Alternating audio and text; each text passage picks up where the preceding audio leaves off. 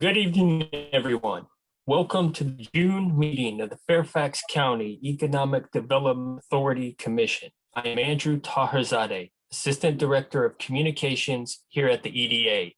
I am your moderator for this meeting, which means I will have control over the audio functions of this Zoom call and control the PowerPoint slides that will be used for the meeting. At this time, I would like to ask all those on this call to mute themselves. Now, I would like to welcome members of the committee to the Chair, Kathy Lang, Vice Chair, James Quigley, Secretary, Ron Johnson, Treasurer, Steve Partridge, and members, Lenny Haynes, Rocky Mitchell, and Rick Wagner. FCEDA President and CEO, Victor Hoskins, Executive Vice President, Alex Imes are on the call, as are EDA Counsel Mike Graff, a number of EDA staff members, consultants who represent the EDA in office overseas and California, and communications consultants. I would also like to welcome Fairfax County officials who joined us for the meeting, as well as our guest speaker for the evening, Dr. Ann Kress, President of Northern Virginia Community College. This meeting is being recorded. Presenting from the FCEDA tonight will be Chair Lang, President Hoskins, Karen Small, Director of Business Diversity Investment and Entrepreneurship, Stephen Tarditi, Director of Market Intelligence, Mike Batt, Director of Talent Initiatives, and Alan Fogg, Vice President of Communications. Members of the FCEDA Commission who have questions will have the opportunity to ask questions as they normally would during meetings. If anyone from the public has any questions, please select the chat function at the bottom of the Zoom screen to ask a question, or email Cheryl Martelli of the FCEDA. Cheryl's email address will be posted in the chat box. We will not answer questions from public during the meeting, but we will respond to all questions in writing afterward. So with that, I'll ask Chairman Lang to begin the agenda. Chair Lang. Thank you, Andrew, and good evening, everyone, and welcome to our June meeting. We have an interesting meeting tonight, a very full schedule tonight. We have an IRB matter relating to Vincent Hall Retirement Community in McLean, and we will receive a staff presentation on the effect of COVID-19 on diverse businesses in Northern Virginia. And we are delighted to have Dr. Ann Kress, President of Northern Virginia Community College, as our guest speaker this month. She will lay out her vision for meeting the talent needs of our rapidly growing companies in the region. So let's get started. First thing, I'm going to ask for the commissioners to approve the minutes of last meeting. May I have a motion to approve the minutes of the May 2021 meeting? So moved, Commissioner Partridge. Thank you. Is there a second to the motion? Second. Okay, I think I heard Lenny Haynesworth. Thank you, Commissioner Haynesworth. Is there any discussion? I will call the question and ask the council to do a roll call. Very good. Ms. Haynesworth. Aye. Mr. Mitchell. Aye. Mr. Wagner. Aye. Treasurer Partridge. Aye. Secretary Johnson. Aye. Vice Chair Quigley. Aye. Chair Lang. Aye. Thank you very much. I will now ask our treasurer, Commissioner Partridge, to present the financial report. Commissioner Partridge. Thank you, Madam Chair. If everyone looks at their packet, we're right on track in the 11th month at the end of May. We're 92% spent down. That leaves a balance of $711,290. So we're right on track to end the year at nearly zero. If you look through your budget items, you notice that we obviously did not spend a lot of our travel. There's a few other line items that were a little under what we thought we'd spend this year, but thanks to the talent initiative and the success of that program overall, we've diverted some of those resources into supporting that effort. I think Victor and the team have done an excellent job at getting the awareness up of this initiative. And now, as you read in the evening news all the time, businesses are struggling to find talent. People are making shifts between jobs, and companies still expand here because of this great sources of talent we have in our region. So I think diverting those funds from what we originally budgeted in that line item back last year was well worth it. So if there's no questions, that is my report, Madam Chair. Thank you very much. This month, we have a matter relating to refinancing of an industrial revenue bond for the Vincent Hall Retirement Community in McLean. I will turn it over to John Blair, Assistant Director of National Business Investment, to introduce the topic. Council Mike Graff will be a part of the discussion, and Vincent Hall CFO Rick Bova has joined us this evening to answer questions from the commissioners. Thank you for the opportunity to present an industrial revenue bond application this evening. The applicant is Vincent Hall Retirement Community. The applicant representative is Rick Bova, CFO, COO, who has joined us for this presentation and will be available to answer questions. The bond counsel is McGuire Woods LLP, represented by attorney Mike Graff, who is also attending.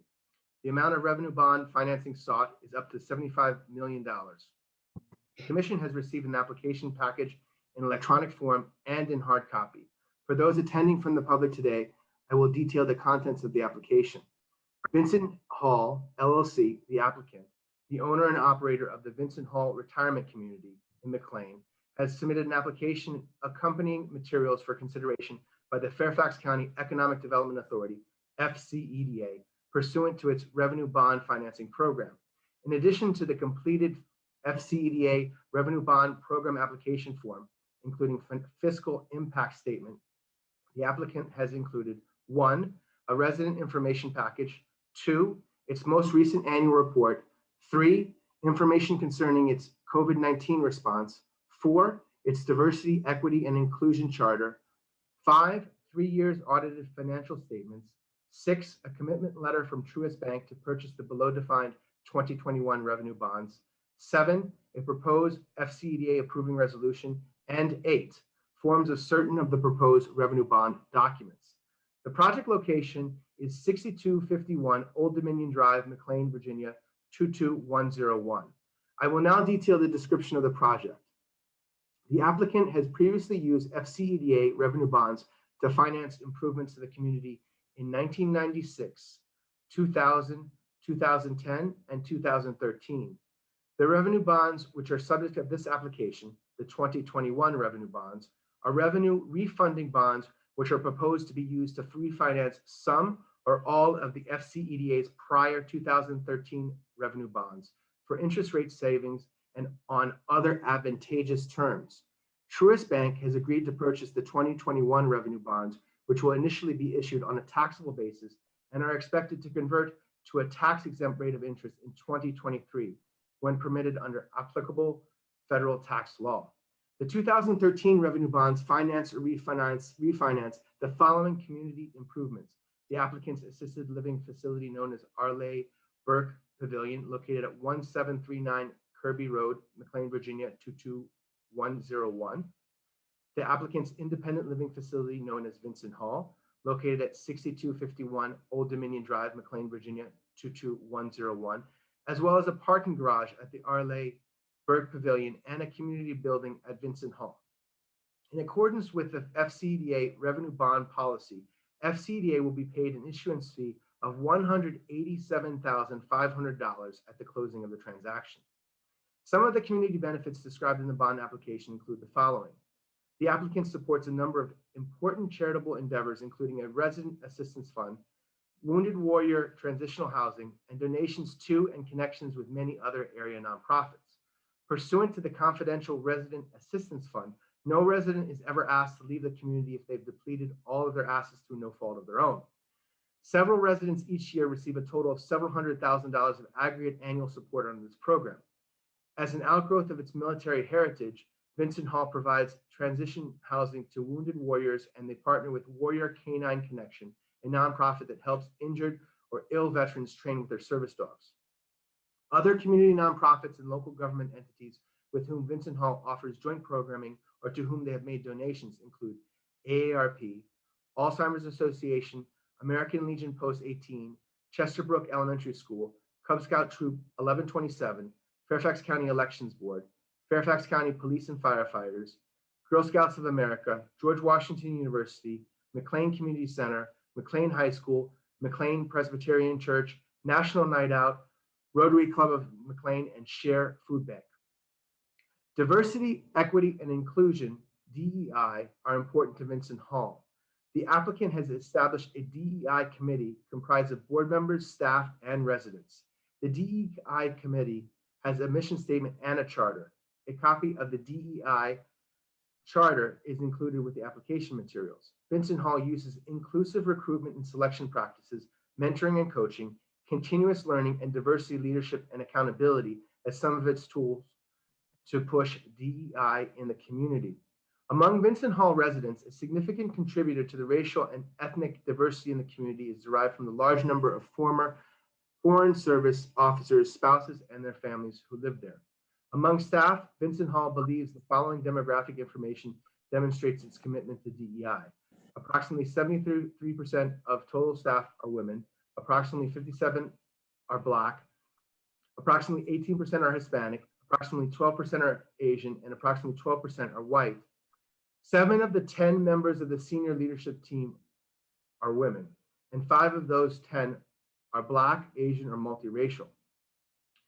In keeping with this diversity mindset, Vincent Hall will instruct its general contractor to affirmatively reach out to local small minority and women-owned subcontractors and other historically disadvantaged businesses for participation in future construction projects. Staff recommends that the Commission consider favorably the IRB application filed by Vincent Hall. FCEDA Bond Counsel Mike Rath and the applicant's CFO and COO are here today and can answer any specific questions that you have at this time. Thank you.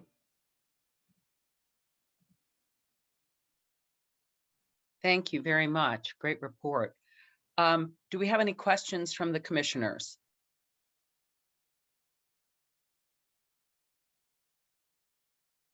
I'd just like to say that the package was amazing. So thank you so much for all the information that you sent. I especially like the COVID story that you wrote.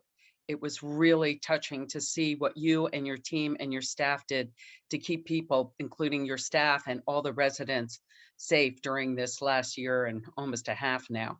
So thank you for doing such a great job on the package. It was really, it was amazing. And just full disclosure, I live down the street from you all, and I noticed the guard that you put out front. And I thought, well, that's terrific, because people couldn't just get in. And my husband's a retired military officer. So I don't know, maybe we'll live there someday. But there's a long waiting list, that I do know. So do we have any other questions or comments from our commissioners? Okay, what I'm then going to do is I'm going to read the motion so we have it captured in our record.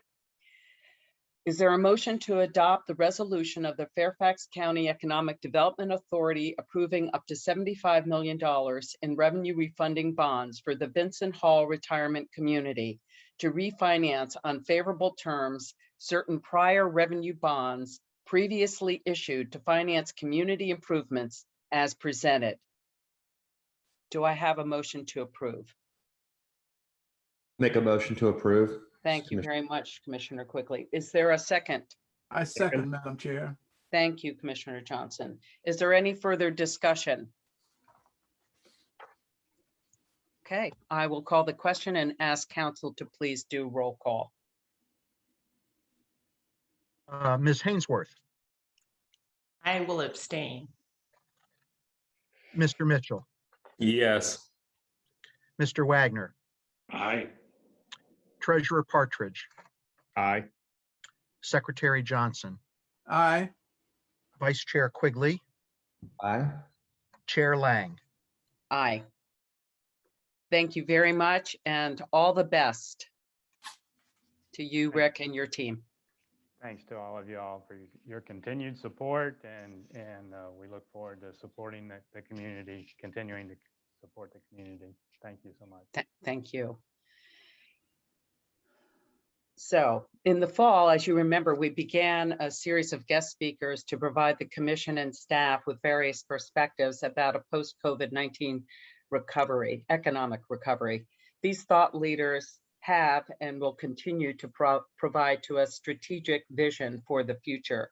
And we kicked off the series with Fairfax County Executive Brian Hill, who talked about the incredible work the county government has done during the pandemic and the EDA collaboration with the county. As you know, it continues in a very strong way, this collaboration. Since then, we have hosted Dr. Gregory Washington, president of George Mason University, who discussed his vision for the university and his goals for talent development. We hosted Brian Kenner, head of policy at Amazon HQ2, who updated us on the development of HQ2 and the company's presence in Fairfax County. And last month, we hosted Jerome Davis, who gave a fantastic presentation. He is Executive Vice President and Chief Revenue Officer of MWA, the Metropolitan Washington Airports Authority. He discussed the state of air travel in the region, particularly business travel, and how the airports are preparing for a resurgence of travel as the pandemic recedes.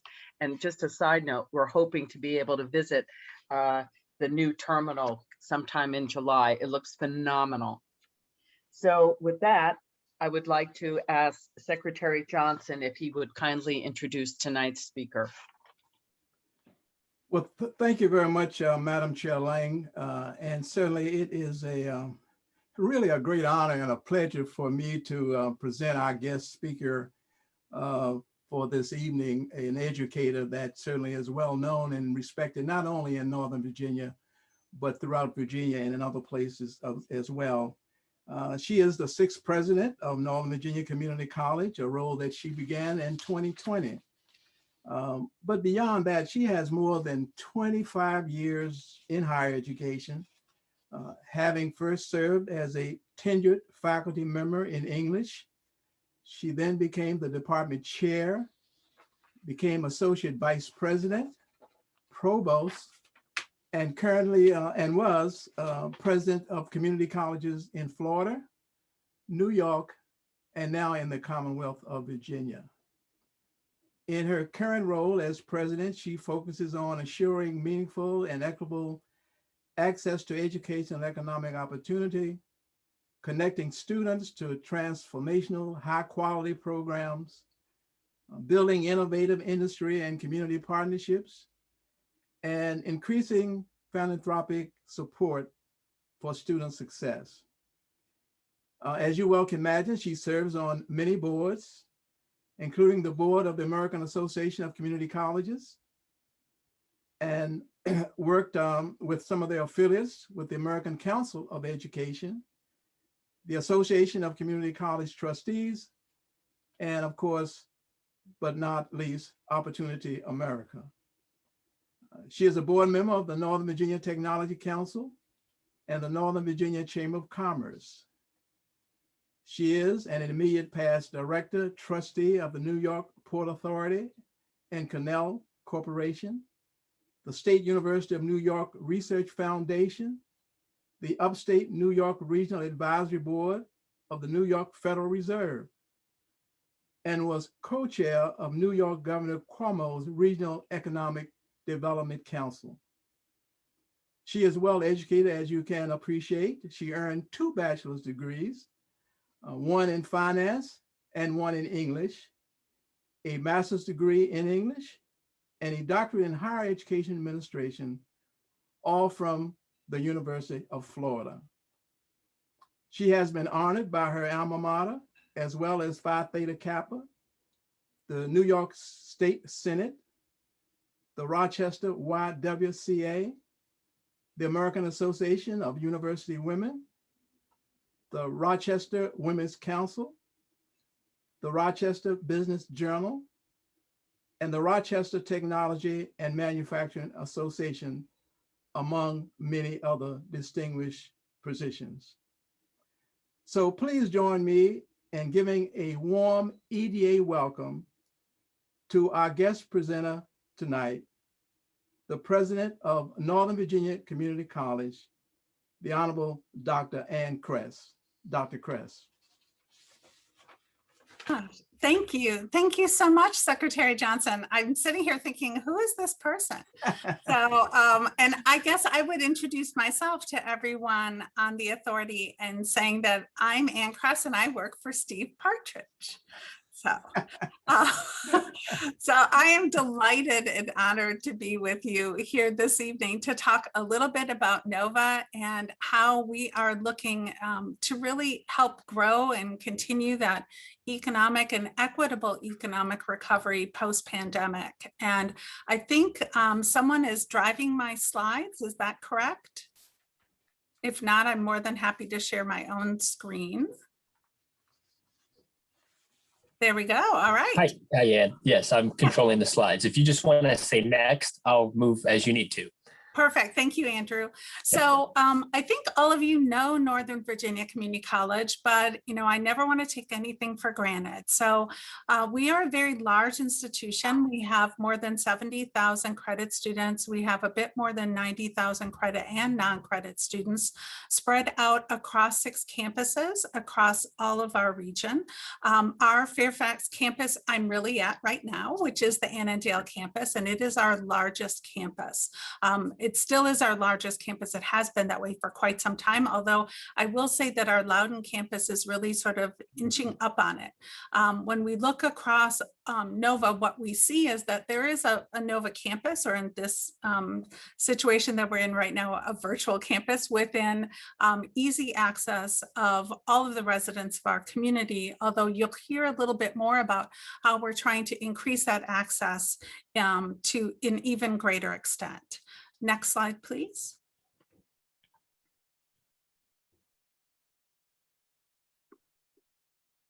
So NOVA is a very diverse institution. In fact, we have no majority student population. The majority of our students are students of color or minoritized students, and about 61% of our students are students of color. So when you look at breaking apart the NOVA demographics, what you'll see is that we have about 35% of our students are white, then about 25% are Latinx or Hispanic, then very strong Asian student population, about 17%, and about 15% of our students are Black or African American. We do at NOVA have a fairly young student population, with the exception of our workforce programs, which is what I'm going to highlight here this evening. But we have an average student age of about 21. Just as to give you a context, when you look across the country, the average age of students at community colleges is usually closer to 25, 26. One of the reasons that NOVA has a younger student population, though, is because of our programming. Our programming is really university transfer intensive still, and that's based on demand of our students. So about 70% or more of our students are coming to NOVA because they eventually want to transfer on. And as you might imagine, that's going to draw a younger student population. We also have a very strong high school dual enrollment program, which reduces our average student age. And I can talk a little bit about that on the next slide.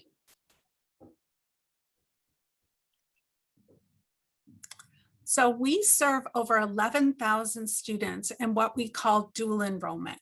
And what dual enrollment is the opportunity for students to take college level coursework while they're still in high school. We have very strong participation across all of our districts. And what we're happy to say at NOVA is that it's also equitable participation. So when we look across the district, we can see that students of color comprise about 55% of our enrollment in high school dual enrollment courses. Why is high school dual enrollment important? Well, it's because it accelerates college education and it also increases affordability.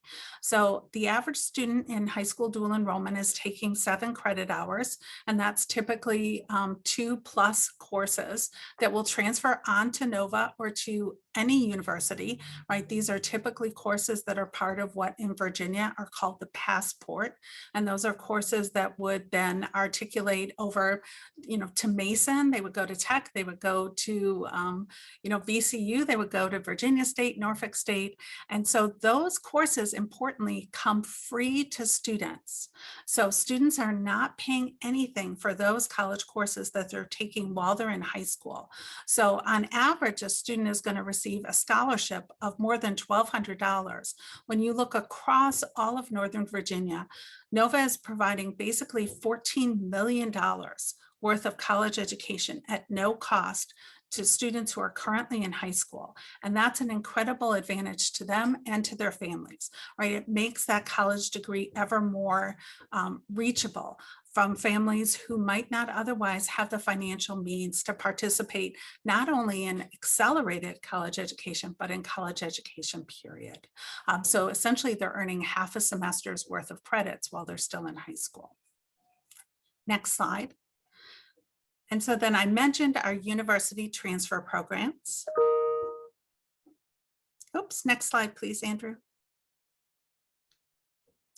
So about 60% of all of the students who do transfer from NOVA, and that's the majority of our students, again, that's that 70+%, will go to an institution within the state of Virginia.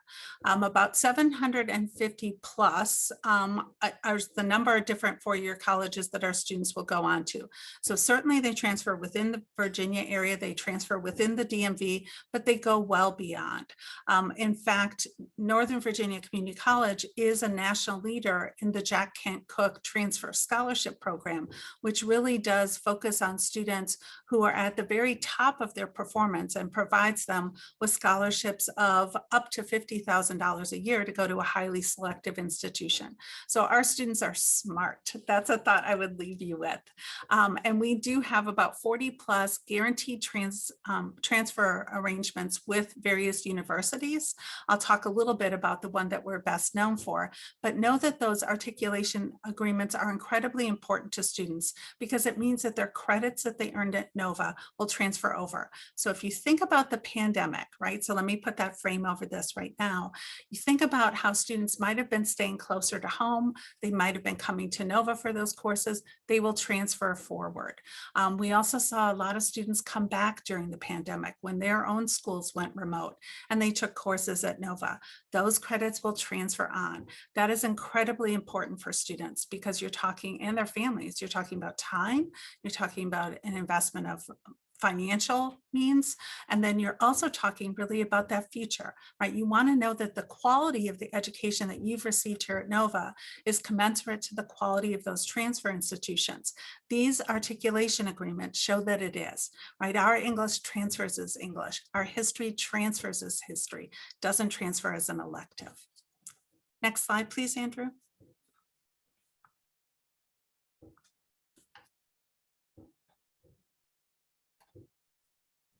Next slide.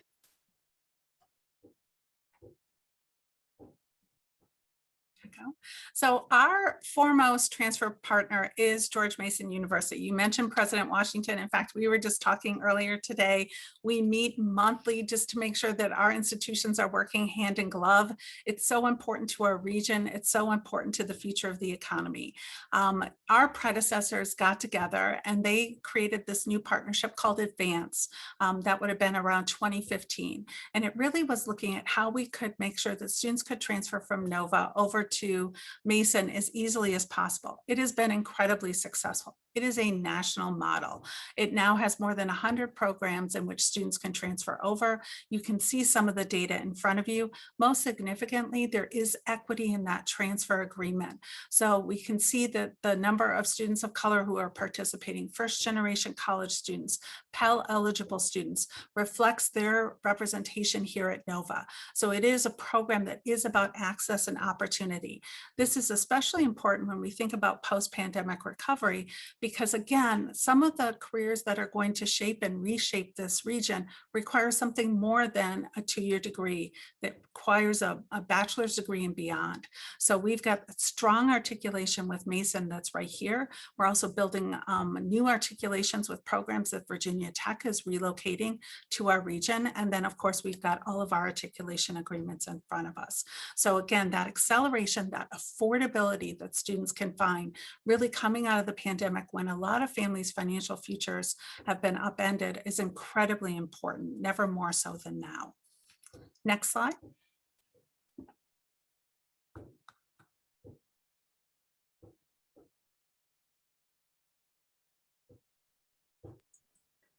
Hey, Dr. Chris, sorry, there's a little bit of a delay I'm experiencing.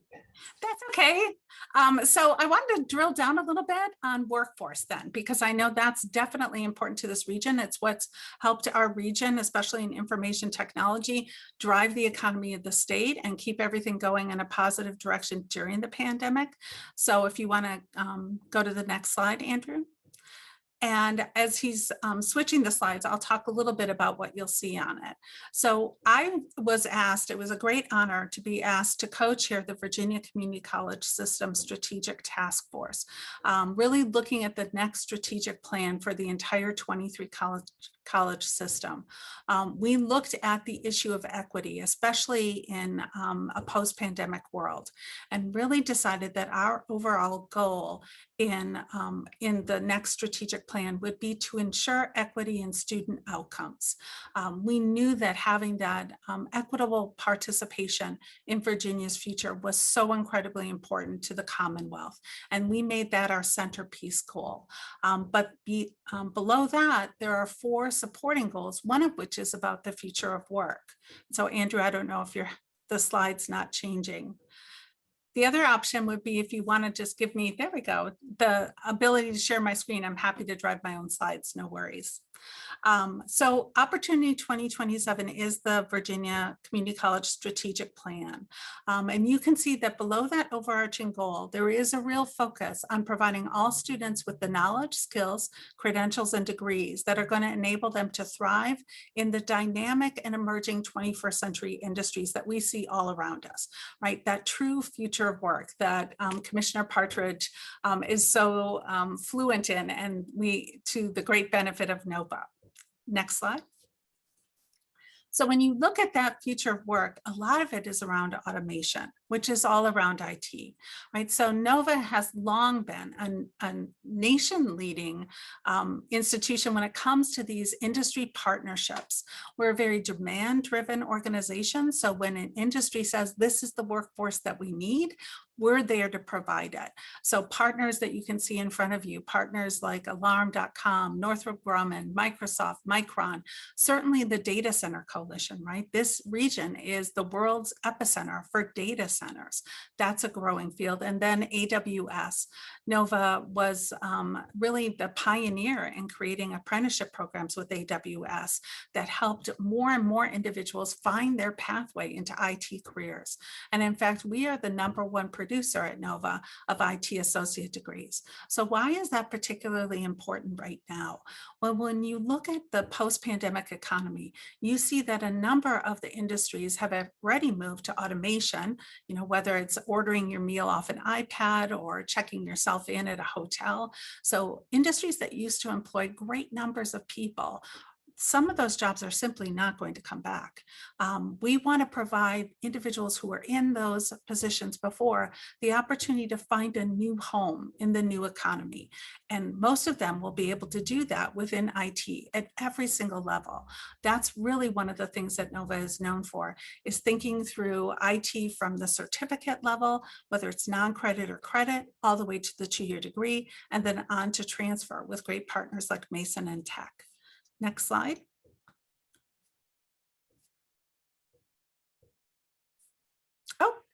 Oh, I can control the screen. Okay, awesome. It says, let's see if I can really. Oh, yes, I think I did. So the next thing that's on the horizon, I controlled it too quickly. So this is hilarious that this is a presentation about technology. I just have to say at this point. So there we go. So I think somehow it bopped all the way forward, Andrew. So I'm not exactly sure what's going on. Okay, let me bring it back. Apologize about that. That's okay. So I think I'm on the screen that's got G3 on it, and I will talk a little bit about that. So one of the things that we look to then is to see how can we help more individuals enter into these great IT fields, especially if they don't have access to the resources that they might have had pre-pandemic. And so some of them may have already used all all of their financial aid up, getting their first degrees, and now they can't find jobs with those degrees. So we are very lucky to live in Virginia, where Governor Northam really had that vision even before the pandemic around G3, right? Get skilled, get a job, give back. And so the G3 program was signed into law. G3 means that individuals who are at 400% poverty or below, again, think about that equity and opportunity. So 400% poverty or below will be able to get workforce scholarships to avail themselves of IT programs, healthcare programs, programs in early childhood education, in welding, in automotive tech, right? The full array of these career and technical education opportunities now are open to them in ways they weren't before. So with G3 dollars, students can pay their tuition. If they're facing significant financial challenges and their income level is at a level that would be appropriate, they can also get wraparound dollars to pay for childcare, to pay for transportation, maybe even basic needs. So G3 will start in just a few weeks in July, where students will be able to draw down those funds. It's incredibly important and impactful. It also complements a program that Governor Northam rolled out last fall, which is the REV program, the Reemploying Virginians program. Both of these programs are available for non-credit. So a lot of the fast forward programs that you know from Steve Partridge sharing them with you in the past, and credit programs. The difference with REV is that it is for individuals who are dislocated workers. So if they've been unemployed because of the pandemic, if they've moved from full employment to part-time employment, they can access REV dollars. Those dollars do run out in December. After that, G3 can kick in for those exact same students because G3 has a longer lifespan. So again, all of these dollars that are coming in to help folks retool to succeed in the post-pandemic economy. And we couldn't do any of this without great partners. So the next slide, Andrew, if you can get to that, talks about some of the partnerships that we have, right? One of them is with the brand new Greater Washington Apprentice Network. I mentioned apprenticeships before. NOVA really is, again, an innovative leader across the country in IT apprenticeships, which are critical to our region. We also partner with Year Up, which connects opportunity youth to both to college educations at NOVA, but then also to internships in companies, especially in high demand, high wage career fields such as IT. NOVA is one of the first 5 partners with the U.S. Naval Community College, again, around cybersecurity, such a huge growth area. We partner with Virginia Ready, which provides scholarship assistance to students who are in those G3 and REV programs. We've got the Fast Forward program that I mentioned to you that Steve's probably talked with you about in the past, where the state comes in and pays 2/3 of the cost of credit, non-credit training. And then NOVA Systemic, which is really that pipeline builder, right? How can we help students at ever younger ages understand the opportunity that awaits them in STEM? So everything from workshops for their teachers, enrichment workshops for the students, robotics tournaments, our fabrication lab, which we've actually turned virtual during the pandemic. All of this is encouraging students to see themselves in STEM, which is incredibly important for students who might be first generation college, who don't know anyone who's worked in a STEM field, who couldn't tell you what cybersecurity was, right? We want to help them understand where they could find their home in an increasingly technological workplace. And so all of this has an impact. And so next slide, please. When we look at NOVA's graduation rate and the demographics of our graduates within the IET fields, we see that our intentional programming is making a difference in representation. So you can see the growth from 1819 to 2021, but 66% of our graduates in 1819, 69% in 2021 came from minoritized populations. That's greater than the representation of those populations in NOVA as a whole, which means that we're connecting them to these economic opportunity on-ramps. You can also see that there's been a growth in female participation, which is chronically underrepresented in IET fields, and we're doing better, but there's still room to move. You can see the areas of concern for us as we go forward is how do we connect more and more Latinx or Hispanic individuals to these IET fields and these career ladders. How can we connect more female students? And certainly this is just a snapshot of one vertical, right? We've also got automotive technology and heating, ventilation, and air conditioning. And we have an entire medical education campus that has 11 health science programs. We've also got adjudication of justice and early childhood education, and all of these fields that really do connect our full community to these career ladders that lead to incredible economic opportunity. So next slide. So when we look at Nova's grads across the board, what we can see is that graduates in our applied fields, all of the fields I've been talking about, 60% of them had no debt at graduation whatsoever. That's life-changing. We also know that the median salary about 5 years out from graduation is about $54,000. That's significant when you think about the time investment. Just 2 years will yield that. And that's across all of our programs. Certainly the programs I was highlighting tonight pay a lot more. We partner with Jobs for the Future and looking at how we can advocate at the national and at the state level for even more of these short-term credentials, because we want to prepare our most vulnerable students and graduates for the economy that we know they will find post-pandemic. And in fact, Nova, along with George Mason, is part of the Task Force on Higher Education and Opportunity, which is 36 colleges and universities from across the country, 2-year up to Research 1 and everywhere in between, that's really targeting our efforts on collaborating and how we can serve more and more individuals and help them find those equitable opportunities in the post-pandemic economy. So next slide. So just a few things to highlight about on the horizon, and then I'd be happy to take any questions. One is that when we look at our opportunities in healthcare, they are more constrained than our opportunities in IET because of facilities. We have sort of outgrown our home at the medical education campus. So we continue to look for opportunities to expand that campus and expand those programs. We're adding more programs in that area, by the way, that are short-term certificate programs, because we know the need is there and they do provide economic opportunity. We're also looking at, from Nova's perspective, how we can do more across the DMV region. I know that that's something that Victor Hoskins has been leading for the Connected DMV group, and I serve on the Regional Economic Development Strategy team with Victor. And so we're looking at Nova and partnering with our colleagues across the river at Montgomery College and Prince George's College and College of Southern Maryland, and thinking regionally about how we serve the students that come to our institutions. By the way, across those institutions, we serve more than 160,000 students. And then this fall, we're looking forward to coming back to our campuses with a stronger remote presence, because we know that fits the lives of our students. Why do students come to Nova? I'll end with this. They come to us because we're nearby, right? They come to us because we're outstanding, and they come to us because we're very affordable. And if you put that together, it is Nova.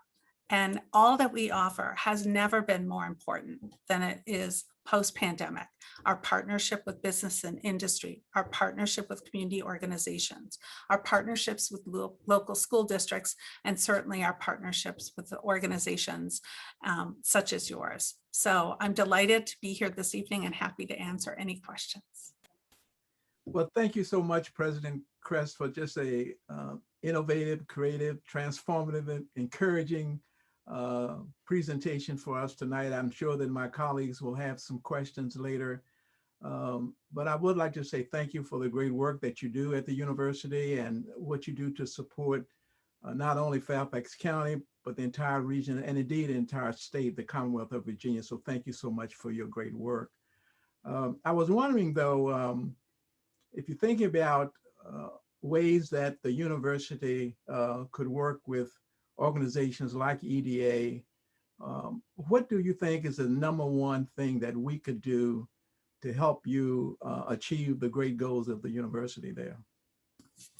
Thank you. That's a great question. And I'll go back to something that I mentioned. We're demand driven as an institution, very much unlike, say, Mason, where they're really at the cutting edge, right? They're creating intellectual property. They're really creating those jobs of the future. What we do is we help people find those jobs.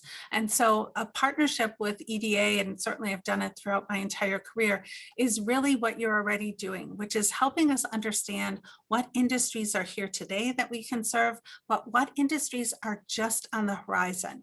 Getting an academic program, even a short-term program that helps grow that workforce, takes a little bit of time. So it is that strong partnership, especially around data, that helps us understand where we should dedicate our own efforts so that we can be the best partner and best collaborator across the region in helping people connect to those employment opportunities. Yeah, well, that's so wonderful to know that and to hear you explain it in such a profound way. So Chairman Lang, would you like to take over now and see if there are other questions? Thank you very much. Do any of our commissioners have any questions? Well, I have one, and that is, you know, how I'm curious how you're reaching out to the superintendents of schools, the high schools, to the students there that need to see NOVA as their path forward, given all the different resources and programs that you have. Yeah. No, it's a great question. And so given that I'm talking to the Fairfax County EDA, I should say that I meet monthly with Superintendent Brabrand. So, and in fact, Superintendent Brabrand and President Washington and I meet quarterly so that we can make sure that we're all working very closely together. But we reach out in a number of ways. One is that I mentioned we have 6 campuses. Each one of those campuses has a provost. And so the provost is really strongly connected with their local school district, does regular town halls with students and their parents to help them understand what NOVA can provide for them.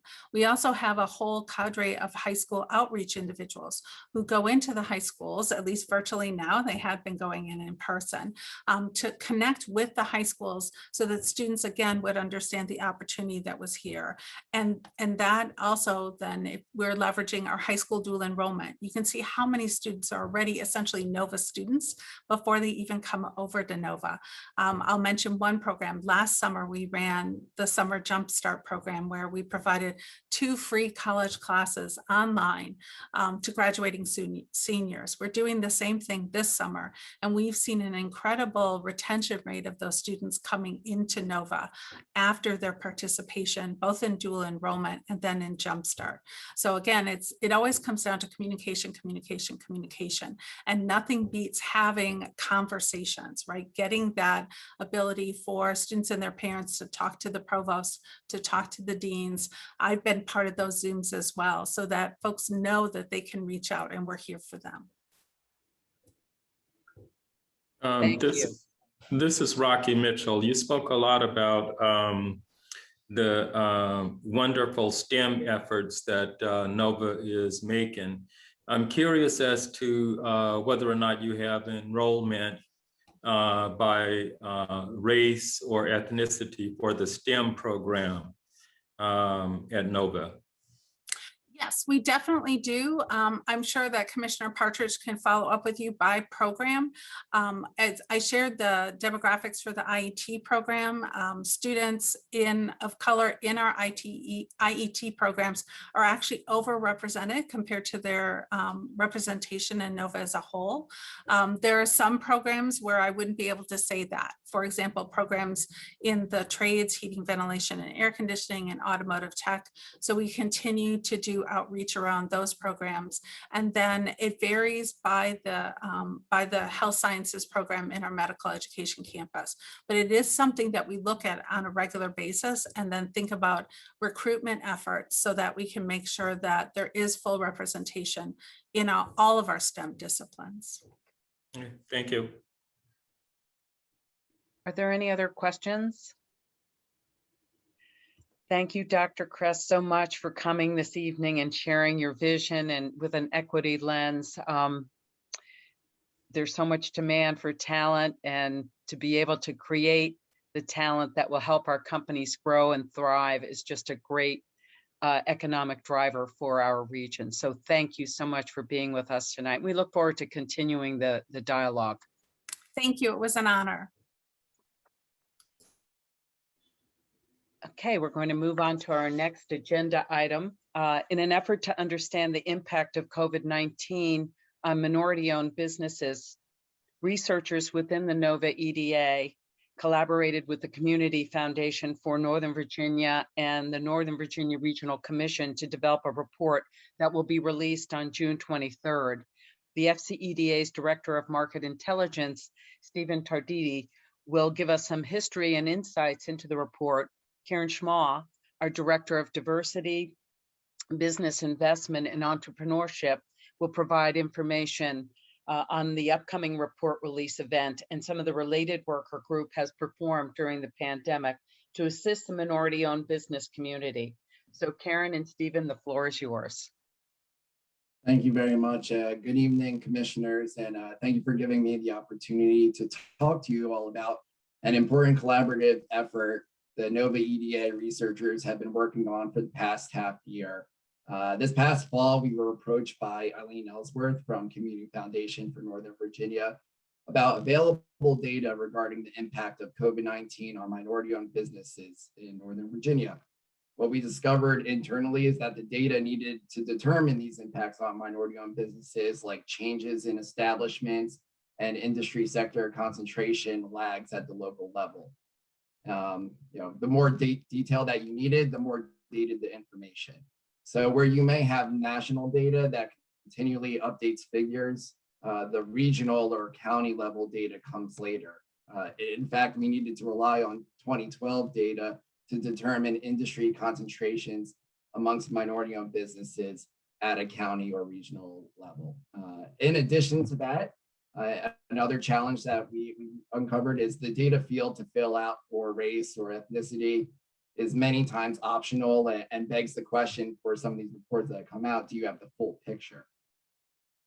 So knowing the hurdles and challenges of determining impact, we formed a working group with several NOVA EDA partners. Yes, the NOVA EDA Alliance has broke through into the Market Intelligence Division, the Community Foundation for Northern Virginia, and the Northern Virginia Regional Commission. Thanks to the works of colleagues like our very own Teresa Rhodes, we were able to gather resources like the Federal Reserve's Small Business Credit Survey, which is essentially a risk assessment survey to small business communities and other indicators to measure risk factors amongst the minority-owned businesses. So after collecting, organizing, and analyzing all of this available data that pertains to the subject, we developed a report that, one, details the minority-owned business landscape, two, lays out the pandemic's impact on our ecosystem, three, explores the risk factors to Northern Virginia minority-owned businesses, and fourth, provides recommendations for our regional leaders based on these insights. Next slide, please. While the report will not be released until the 23rd at a public release event, I brought a couple of highlights. So let's start with the current landscape. And this is pre-pandemic information, data that we have on the minority-owned business landscape. So business diversity, as you know, is our region's strength. And as we've heard time and time again, as Northern Virginia is home to over 128,000 minority-owned businesses, which accounts for over 42% of all businesses versus the national level at 29%. It's important to note that this figure includes independent contractors, freelance writers, et cetera. That's why you look at these numbers and it looks very inflated, but that is in fact include those as business owners. When you exclude self-employed and focus on employer firms, Northern Virginia actually ranks number 15 in the US, and you're comparing those to other metropolitan areas, and has more minority-owned employer firms than Boston, Tampa, Baltimore, or Austin. So such a large figure sets the stage for how important this issue is, especially when you start to consider some of the risk factors. Next slide, please. So when looking at risk factors, our group's first thought was to take a look at the hardest hit industry sectors and then determine which of those have higher concentrations, minority-owned businesses. We determined there were 7 industry sectors that were considered under this elevated risk or this hardest hit risk level. And many of those had higher concentrations amongst minority-owned groups in accommodation, food services, as well as retail. For instance, similar data utilizing initial unemployment claims was used for the recent Fairfax County Economic Recovery Strategy. And then in lieu of that, the Fairfax County Pivot Grant Program targeting hardest hit industries. So we'll take the most up-to-date available data like this and apply it to some of the earlier data that we knew about our minority-owned business community. Next slide, please.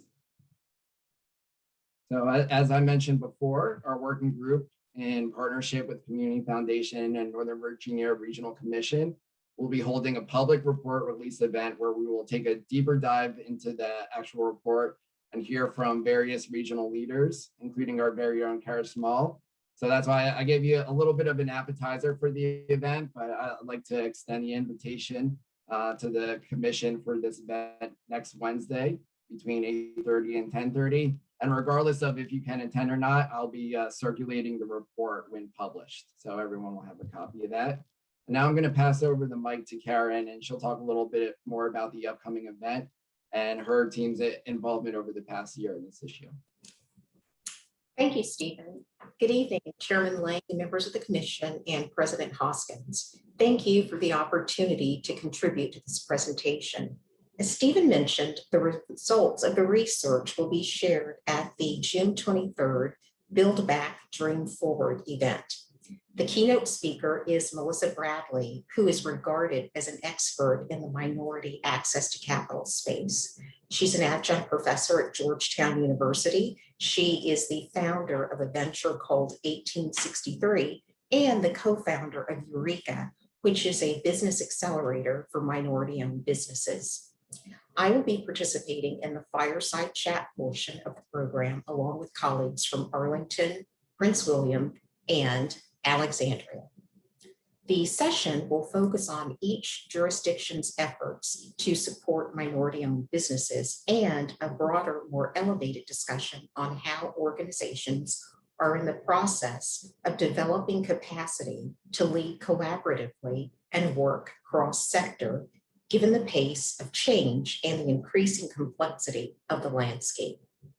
The research cites recommendations of how to support this business segment on an ongoing basis. Along those lines, the EDA has implemented several recommendations and programs already, such as the Access to Capital event conducted in partnership with Senator Warner's office, as well as the partnership that was established with the Pro Bono Law Center and Start Small, Think Big. The data gap for minority-owned business research has been an ongoing issue for some time. Commissioner Johnson can certainly attest to the fact that current, timely, and relevant research and data on the local level was non-existent in regards to minority business data. Kudos to my colleagues Teresa Rhodes and Stephen Tarditi for their contributions to the research. It was a tremendous effort. I look forward to participating in the event and representing the EDA along with my colleague, Stephen. We hope that you all will attend. That concludes my remarks. Thank you. Great. Thank you very much. And I'm just wondering whether this will be something that we can do year to year. So we're sort of tracking not only where we are today, but what progress we've made as we move forward. So I hope this is something we can do. Yeah, yes, that is actually included in the recommendations that this working group that was formed will have either like benchmarks or keep checking on these indicators. And there's actually going to be a dashboard released in to accompany the report as well. So that is very much part of the plan. Great. Any other comments from the commissioners? Yes, Commissioner Johnson. Yeah, Madam Chair, thank you so much for allowing me just to make a comment and perhaps a question as well. I was very much intrigued by the slides on the data, the aggregation of data. Ms. Small just mentioned a few minutes ago that the data is so important as we try to go forward to promulgate new policies and rules of the road to improve minority participation, as well as to protect minority firms from things like COVID-19 and other unexpected national things that we have no control over. But I'm wondering whether or not the aggregation of the data was this data from primary sources, or is it the aggregation of data from existing sources? I was just curious about that. Yeah, this the data provided on the landscape it was census data, so it does track back a bit further, but is official data. We were discussing how at more of a local level to keep that data more regularly updated, while understanding there are still some gaps of the participation and making sure. And I think you'll see that in the recommendations that we're going to call on the whole, the whole participation in Nova EDA, sort of an all hands on deck, and with those corresponding jurisdictions to make sure that outreach and communication ups that participation and we get a clearer picture so we can use data-driven strategies going forward. Thank you very much. Madam Chair, I just have a follow on to that, if you don't mind, very quickly. Sure. So as you go about it, I think it's a great idea, your notion of how we aggregate this data and the sources that we use to proliferate this data into some data set that makes sense. But I think at the end of the day, and you would agree, that we look forward to having policies and programs that kind of fall out of all of your data aggregation. And I know y'all been thinking about what new approaches that you might want to recommend to us and approaches you might want to recommend to other entities around the Commonwealth and around the region. And so I assume you are giving some serious thought to, once all this data is aggregated and your report is on the shelf, then out of that difficult work that all of y'all been doing, I know you've been working really hard on this, can we look forward to hearing from you what your policy programs or implications might be going forward? Is that a part of your formula? So I think sort of on a similar track, so I'll address that. It was interesting because we literally as a group, I mean, there were over 8 of us, just digging and making sure that every stone was turned over for how to develop that. And when we were in the process of doing that, we came to the realization that this could actually be part of a call of action, and awareness rising to how much the data lags and why it's so important. So some of the things that we're going to look into, and just on the policy side, is not just a pandemic, but other either sometimes natural disasters or other events, and how they disproportionately affected minority-owned businesses. Mm-hmm. And so that would be we would take learning lessons from that as well.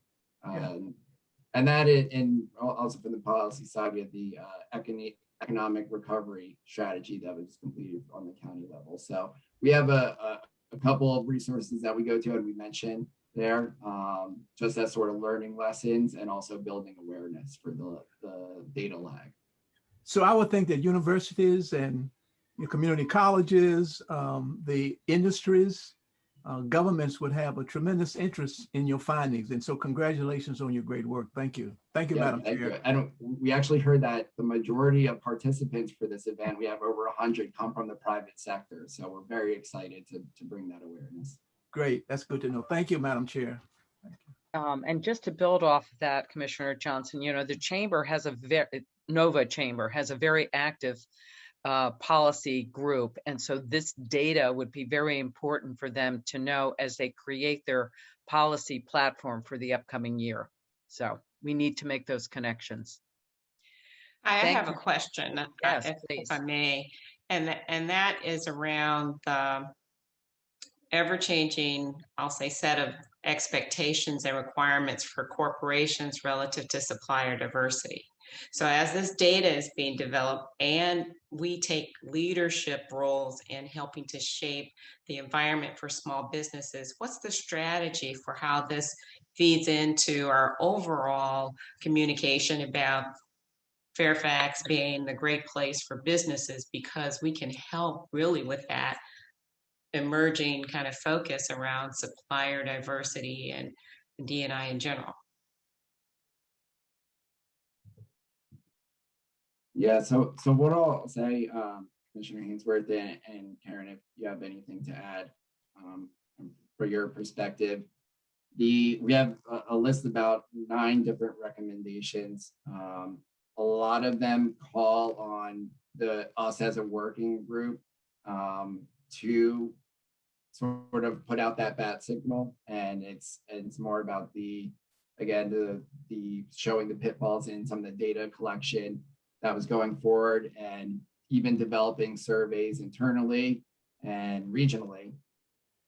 So it's more based on how do we solve the problem for getting that data for a data-driven strategy moving forward, in assisting, and we hope collaborating and it's baked in some with the recommendations that we have. We hope that working more in this regional level and more of this regional collaboration could in turn show the awareness of how the minority-owned businesses in these specific industry sectors were disproportionately affected. And Commissioner Haynes, the Economic Development Authority has been a member of the Capital Region Minority Supplier Development Council. And I know that Northrop Grumman was a huge supporter of that effort. And we work very closely with them. Those are the supplier diversity points of contact within major corporations. So Victor has been a guest speaker at a number of those activities that they host. I just recently served on a selection committee for a pitch competition they had. So we're very actively engaged with the kind of major corporations through their supplier diversity network. In addition to that, Alan Fogg, under the direction of his leadership, his communications team has done an amazing job in just promoting minorities' success stories with some of the corporations that we have based here. In addition to that, they have done a tremendous job of recognizing the different months, if you will. So for instance, in the month of May, it was Asian Pacific Business Month. So we recognize that. In February, there was an acknowledgement of the African-American owned companies. And so we hope to continue those efforts as well. There are a great number of things that we're doing, and I'm working with guiding companies directly to the diversity work and opportunities within Fairfax County government, also working closely with Kathy Muse and her group, Chris McGow, who is also doing the outreach to minority-owned companies. So there's a lot of activity going on, and we look forward to reporting out at a later date about some of those activities in the upcoming fiscal year. Great. I think it can continue to be a great differentiator for us, for the region. Thanks. Any further questions or comments? Thank you. Great. We look forward to seeing the report and hearing more about what you're going to do moving forward. So I believe we may have Supervisor Pelchek, either her or her office, attending tonight. I'd just like to extend a welcome. So now for my report. So in the July Commission meeting, we will have as our guest speaker one of the most prominent business people in Northern Virginia, Matt Calkins, who's founder and CEO of low-code software developer Appian. He will talk about his company's explosive growth since going public a few years ago and the initiatives he and his leadership team have put into place to attract and retain the employees that they need. We're excited to have him. And then in August, we will host Eileen Ellsworth, President and CEO of the Community Foundation for Northern Virginia, and Elizabeth Hughes, Senior Director of the Community Foundation's Insight Region, its Center for Community Research. Eileen and Elizabeth will talk about that organization's important work to promote economic equity for all in the region. So we will look forward to that. I have several other things I want to comment on tonight. We had a very successful meeting with the Board of Supervisors in mid-May. We were fortunate to be able to meet with them, even though it was very short notice. So I'm sorry that some of you were unable to attend. We generally have more advance notice, but we took advantage of the opportunity. I want to thank the team for the outstanding work they did in pulling together the materials we needed. And I especially want to thank Commissioner Johnson for his leadership role in the meeting. I think it was a very powerful presentation and dialogue on our work over the last year. We focused on collaboration at all levels within the county and the region, and across Nova. We talked about our talent initiative, which of course they funded. And we talked about marketing the Artist Workhouse project and Richmond Highway Corridor as some of the highlights. There were several follow-on items. One was from Supervisor Gross, who inquired about issues related to having enough talent for nonprofit agencies and healthcare providers. And we're going to follow up with her to see if there's something we can do in that regard. Apparently there's been tremendous turnover and issues around making sure we have enough of those resources available for what the community needs. There is also going to be a follow-up meeting with Supervisor Faust regarding inquiry on the amount of workers coming to Nova compared to other regions. We did mention this issue being one in which our tech millennials don't necessarily know about our region. It is classified as unknown to them. However, at the same time, the search for Nova has increased 80% on our website in the last 14 months. So more to learn about that. And then lastly, we're going to continue research on remote workers and unconventional hiring. This was a concern of Chairman McKay, especially as it could impact the future of commercial real estate in our area. And just changing gears for a moment, there's going to be an end of year celebration tomorrow, special recognition for the EDA team. We will be expressing our appreciation for their resilience and hard work and incredibly creative solutions in this difficult year. And James and I will be a part of that celebration. I anticipate that Lenny Hainsworth and myself will be reappointed to the commission at the June 22nd meeting of the Board of Supervisors, and that Joe Vitalich, who is Director of Policy for CAP 1, will be nominated and appointed as well. And lastly, in July, we will go over performance outcomes for the EDA for this last year. And I know there's an external group working with the EDA now on doing some analysis so that as we look at our metrics for next year, we will have some data behind those metrics to inform how we want to put our outcomes on the table, on our metrics on the table for the next year. So with that, I will turn it over to our President and CEO. Thank you very much, Madam Chair. I'd like to begin with really thanking Kathy Riley and her team for the incredible work that they've done. You've all heard about obviously the StarKiss deal that was recently announced, but for that to come on the heels of an announcement of Guidehouse, which is a global consulting firm, that's going to add another 900 employees to Northern Virginia. Look, we work with them small and large. I mean, 80 employees, 900 employees. We just want the jobs. The team has just done an amazing job at creating and bringing and helping our businesses expand. We're looking at about 126% of goal on the job side. Unfortunately, the square footage is not moving in tandem with the job side because a lot of companies are hesitating, but we expect that to catch up next year. So we may be above the mark quite a bit next year because of the lag and people's reaction. Next slide, please. So we did spend some time talking about the issues on investment in Richmond Highway, and this event was really an opportunity for people to hear what the real opportunities on the ground were. It included a number of investors as well as retail companies and organizations that are looking for gaps in the market where they can step in. Next slide, please. So I had the opportunity to be part of a conversation about the economy in the District of Columbia. I was invited by Mayor Williams to be part of this conversation.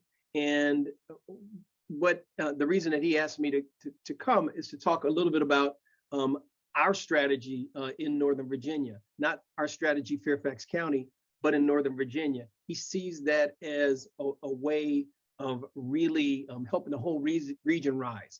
And I talked, of course, about the recent regional economic development strategy that was produced 1.0 and the participation of the suburban Maryland, DC, and jurisdictions in Northern Virginia. 17 of us participating together in this, working with Ann Kress from Northern Virginia Community College, working with Andrew Flagel, who represents 13 universities in the region, working with private sector companies from technology to biotech, and working with philanthropy.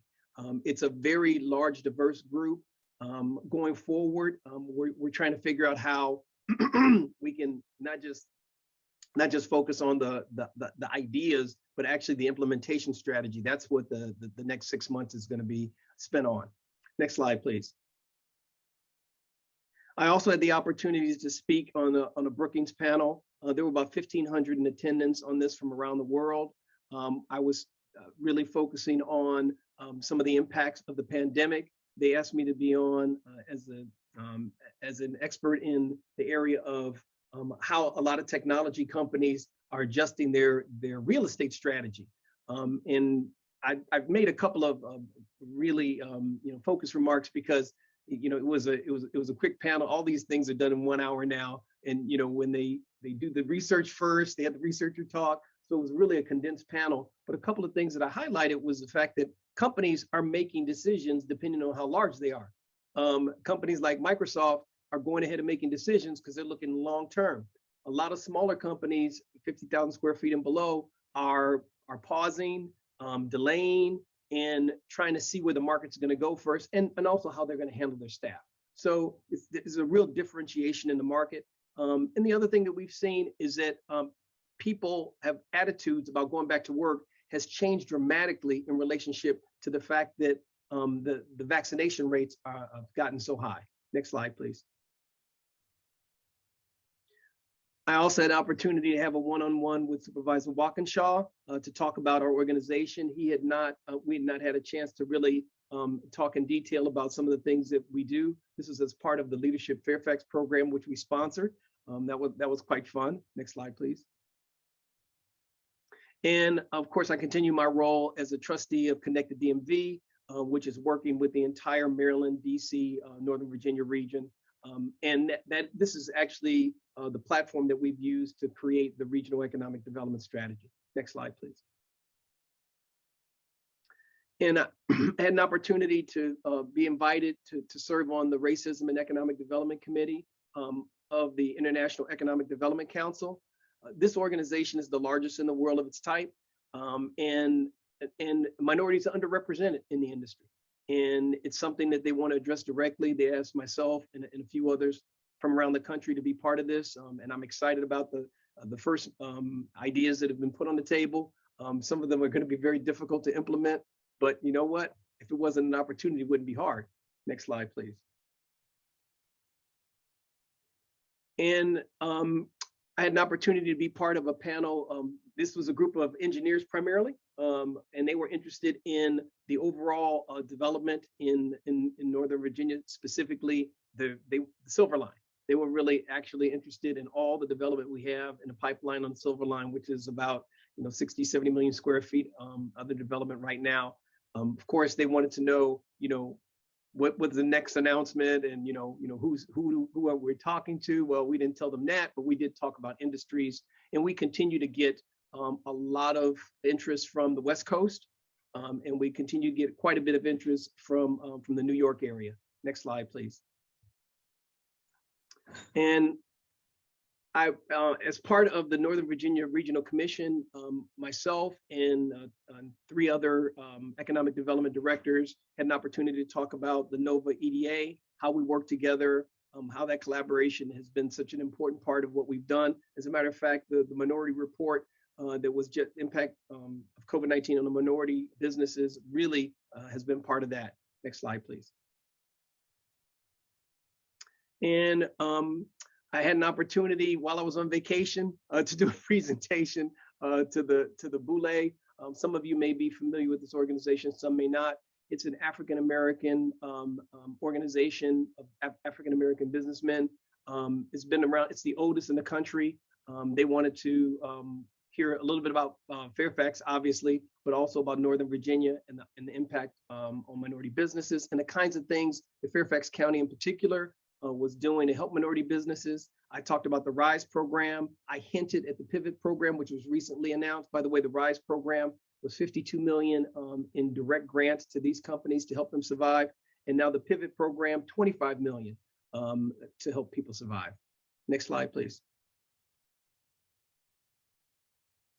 So my last presentation while I was on vacation was to a group of policymakers from across the region. And actually, it was an opportunity to talk about economic development in a really, straightforward and candid way where, look, let's throw the headlines out and let's talk about what really happens. They ask questions like, so do CEOs decide where companies go? And I said, no, that's not what happens. Bezos wanted to go to New York. It went to Arlington County. What can we say? Okay, half of it was going to go to New York. It didn't. But by the way, a person like Bezos, where does he really live? I mean, some of these CEOs, like where do they really live? So it's really not a question that we deal with in economic development. I talked about how important education was, the educational system, in terms of schools, how important essentially your supportive services are to the company in terms of the data that they need to make a decision on where to locate and how they can access talent and relationships with universities. And then our entire talent initiative has been a very powerful differentiator for us and continues to be. Next slide. And I will be speaking this week at the City Nation Place Conference, which is a global conference. This is an opportunity to talk about our key indices of performance, our KPIs. And as we talk about these with other people in economic development, I want to see what people are looking at going forward. I mean, I know what we're doing. I'm really interested in hearing what the other panelists have to say, and they are from around the world. Next slide.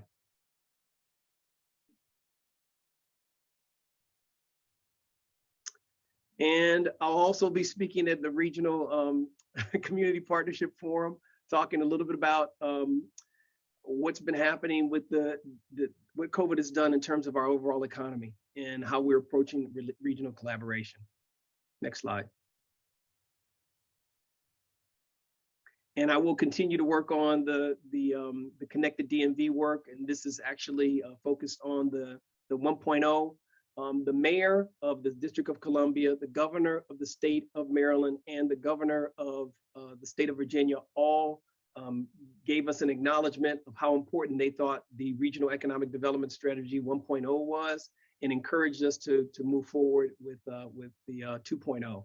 This was actually this was presented by the mayor herself, which was very kind, because these kinds of efforts, they've been tried before, they're hard to do, and we need all the encouragement we can get. And when the leaders, the elected leaders open the door, it makes it a lot easier. Next slide. And with that, I'm going to turn it over to Mike Batt to talk about our talent initiatives. Thanks, Victor. I appreciate it. And I want to start by really thinking, again, you mentioned it earlier, the Fairfax County Board of Supervisors investing in this and starting this talent initiative. And I really appreciate the Board of Supervisors, the commissioners, and our FCEDA leadership continuing to invest in it, because I'll tell you what, it's continuing to be critical. Our latest Gartner report we ran this morning was we're hovering around 100,000 jobs out there available across our Northern Virginia, with about half of them in Fairfax County, most in the technology industry and government contractors. So it's a very important initiative. With that, let me make an introduction here. If we go to the next slide, I want to welcome Roderick Williams to the team. Rod's going to be our new talent manager for military and diversity engagement. Rod holds a master's degree in HR management and services. He spent 8 years in the U.S. Army Reserves, and most recently was on a contract with Northern Virginia Technology Council, working with their veteran employment initiative. So we're thrilled to have him on board, and starting just in the last few weeks, he'll be engaging veterans organizations across the country and working with Karen Small and the small business and talent initiatives across the diversity program. So thrilled to have Rod on board. He's already hit the ground running, reaching out to military transition offices, introducing what we do and what we're all about and the opportunities here across the country just right out of the gate. And we also just secured the U.S. Army Museum at Fort Belvoir to do a military and veteran spouses career event on November 4th. So we're really looking forward to building that planning and engaging our many companies and our military transitioning. So we're working with Fort Belvoir's military transition office on that, and really excited about that. Next slide, please. Just recapping real quick, the last career fair we did, I'll tell you some new, unique pieces that we're really proud of. First, we had great engagement from all the companies across the county, lots of engagement. But the collaboration side was really interesting, where we had AWS's Academy and Education team that provides the curriculum to NOVA, for example, and thousands of other organizations across the country. They were very engaged to promote our career fair to all of their graduate students across the region and country, which was great. We sponsored and had great engagement with the esports community. Through our handshake partnerships, where we engage with universities, we engaged 100+ universities to include 39 HBCUs. Karen was really engaging with the HBCUs to get them to the event. So if we show you the last slide I have on really where we landed and the success from it, it was really a productive event. I'll say that we had 78 recruiters that chatted with 1,300 different candidates across those companies. And what we really liked was the fact that 915 of those candidates, 66%, were rated by those recruiters as, let's interview them, let's continue to screen them, or let's put them in our pipeline. So really helping connect talent from across the country with our companies. And I have two examples there. The Chief Human Resources Officer from Intellidyne, Marissa Krafzig's her name, she proactively reached out and said, hey, I just talked to my recruiting team that said this was one of the best events they have attended. So that was a great one. And then CVent just reached out last week to say they've hired a product design intern that's beginning next week. So we've talked about how challenging it is to get that feedback from all the companies, but I think those stats really tell the story there. What I want to also point out is check out the creativity in that bottom left with DCI, our marketing firm, in partnership with Alan's team in communications. We had 2 social media influencers promoting the career fair that reached 54,000 people, to include one of those social media influencers out of LA.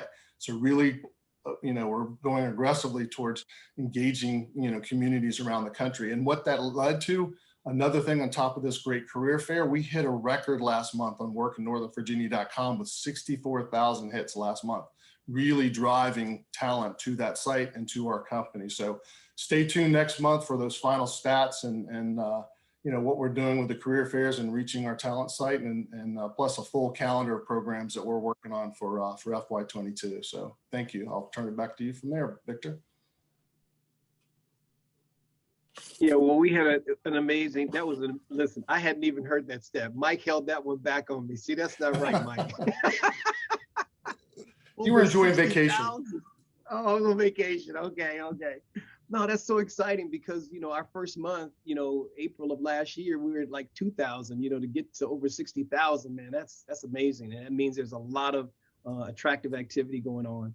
With that, I want to turn it over to Alan, who has been just marking in ways that we've never imagined.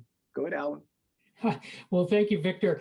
I have the challenge tonight of trying to do 2 things at once, advancing the slides and talking. So we'll see how well I do. But I will say the social influencers is so cool about building awareness and trying to reduce that unknown factor that Kathy mentioned earlier. That the young lady that DCI brought on from California was awesome in promoting the virtual career fair. She did an amazing job. And really, I just was so impressed with that. So we're very fortunate to have had that kind of opportunity to build up awareness with that audience. So we have a great report here this month that I want to share with you. As always, it starts with media results. And you heard Victor talk earlier about the Guidehouse announcement. This was a fabulous announcement for us. This is a big firm that is moving its global headquarters to Tyson's and bringing 900 jobs to start, ultimately over 1,500 jobs. And we were delighted also that they're going to take 75,000 square feet of empty space in a Tyson's office building. So this was a huge win all around. Again, great stuff happening during a pandemic. And we were really glad to make a lot of hay out of it, starting with the Washington Business Journal story that you can see on the right side of your screen. Now let's go to the other side of the screen, both physically here, but also in terms of industry sectors. Another announcement that we were able to make last month was with a really cool operation that has transitioned over to Herndon, town of Herndon, called Beanstalk. And it's an indoor vertical robotic farming operation, a startup. And they are, I think the figure I heard was that the equivalent of what they are growing inside this Herndon office, flex building is worth 50 acres of land. So, and this is produce that they're going to grow and then sell around the region. So it's really a cool thing started by two guys from Alexandria, and really, really awesome. So we were able to make, let's just say, sow a few, few seeds with this announcement as well. Really, it's a great counterpart to the big consultancies of the world to have this kind of announcement in a very different industry sector.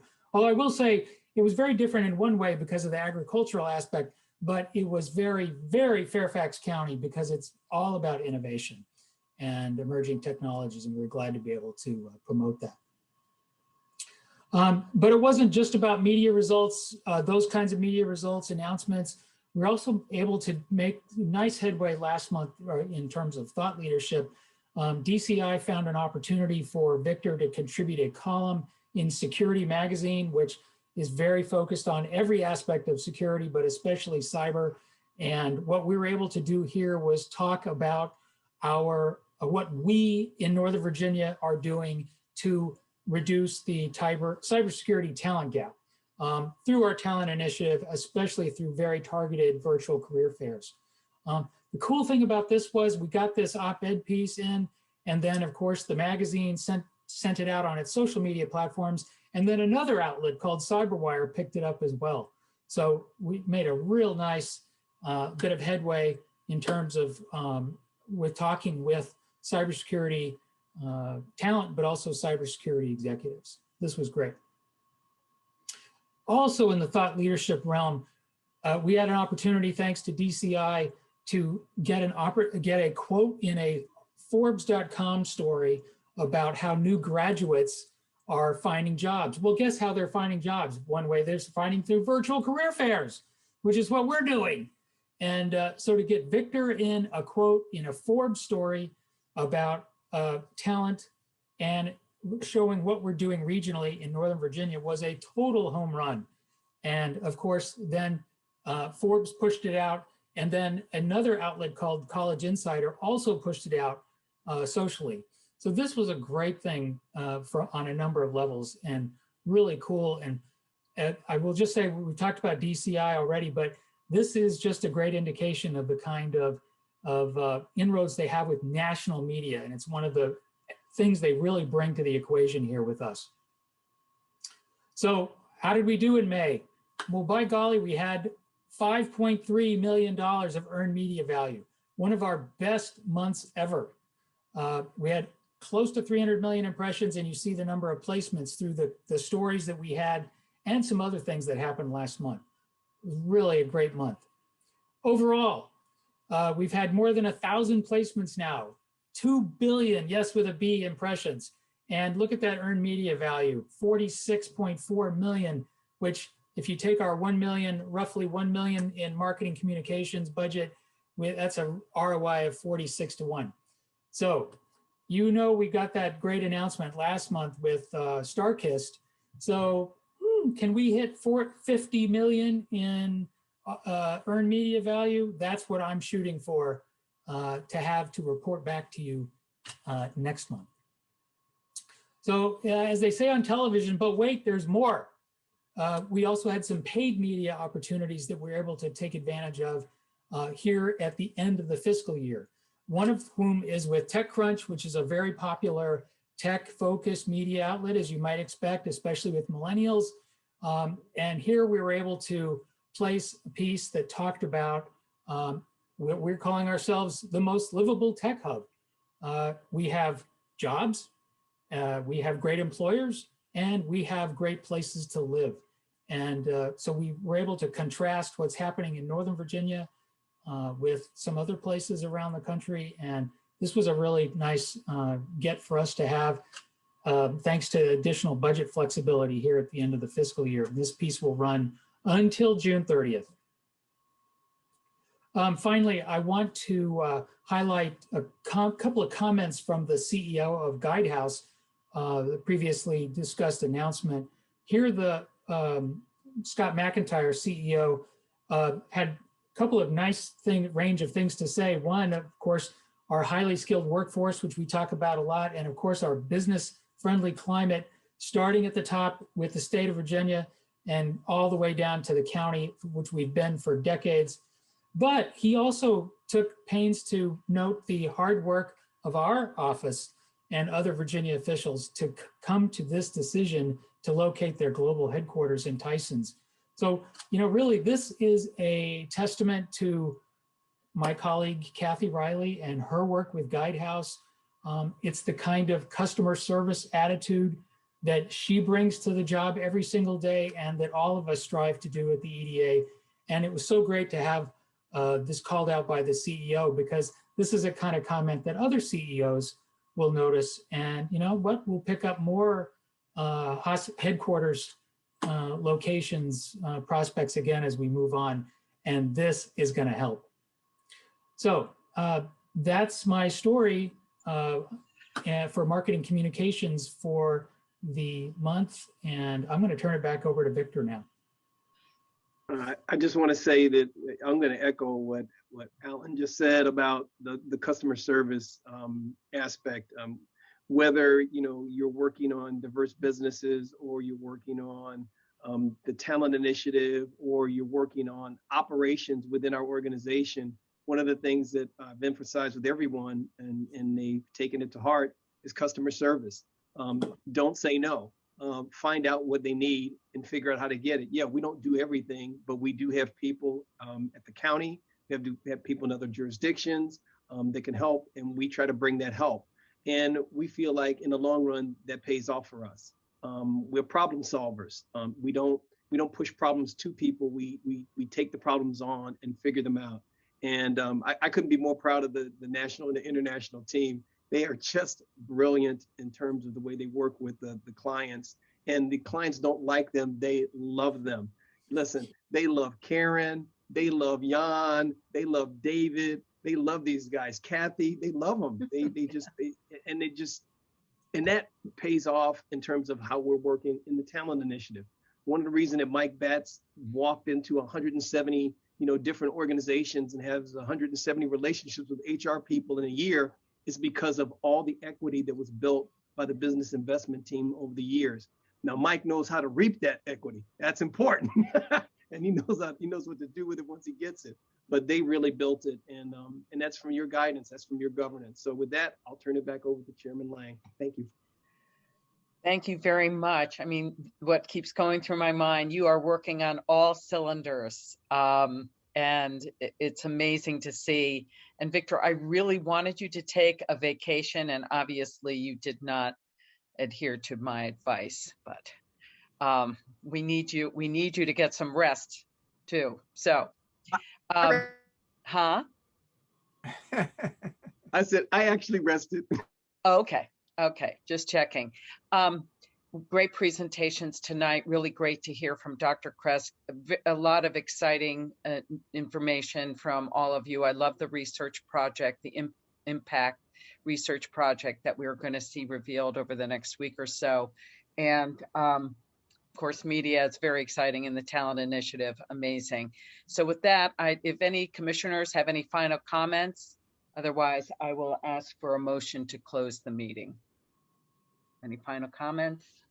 Madam Chairman, other than I will get Rocky the data he would like to see, I'll have our team pull that tomorrow and share it with the commission. Thank you very much. Thank you very much. Excellent. Okay, with that, motion to close. So moved. All right, do I hear a second? Second. Okay, and I think, Mike, we can just say all in favor. Sure. Without any objection, the meeting's adjourned. Thank you very much, everyone. Excellent. Thank you. Thank you, Captain. Thank you. Thanks.